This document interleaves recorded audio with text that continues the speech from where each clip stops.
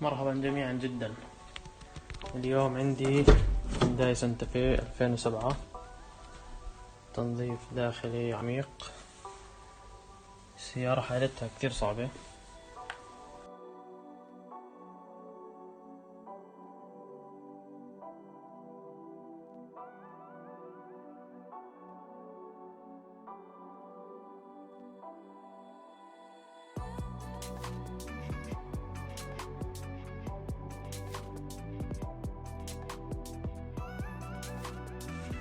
شايفين كمية السواد.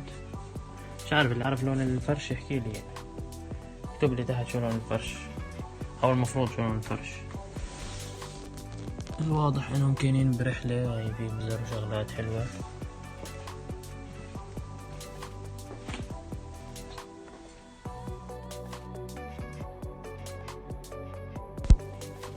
مشكلته هذا اللون بلم وسخ على طول، يعني ما بمزحش. شايفين الفرق؟ هاي كانت نازلة الركاي، عامل خط فاصل هيك. المفروض يكون لونه.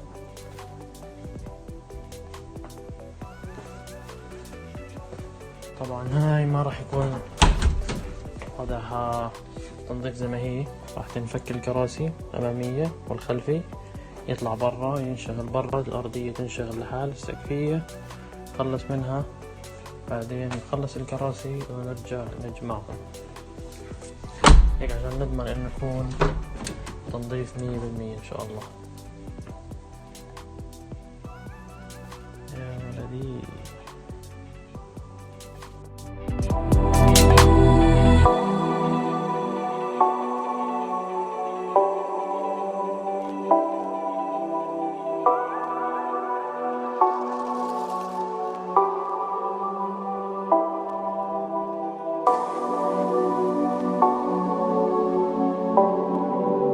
بعدين عن الأضواء هدول، شايفين كيف كالح مصفر رايح. قلبي ولع طمع سمع. هذا راح نشتغل عليه، هاي الطبقة كلها لازم تنشال، بعدين نعمل له بولش. والضوء الثاني مش أحسن منه.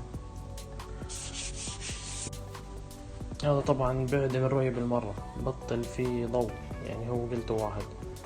فهذول راح ينحفوا، تنشال كل الطبقة الصفراء هاي، نعمل لها بولش، يرجعوا جداد ان شاء الله.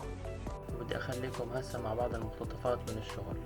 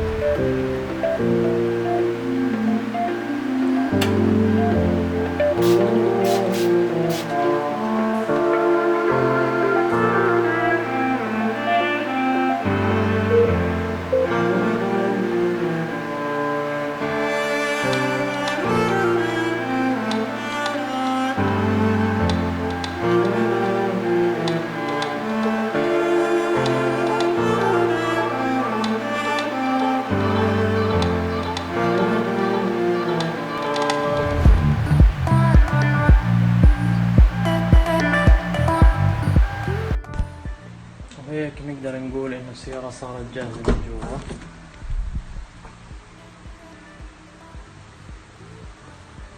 اختلاف شاسع، فرق شاسع من ما كانت وين صارت.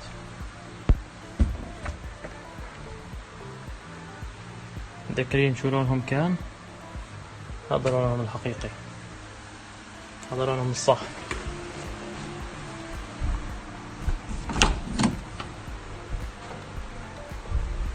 انتوا شايفين رجعت بيج، طلع لونها بيج. السيارة ان شاء الله بين فيها مع كل الوسخ اللي كان. هيك بنكون خلصنا الأضواء، حفيتهم، عملت لهم بلش، الأمور طيبة.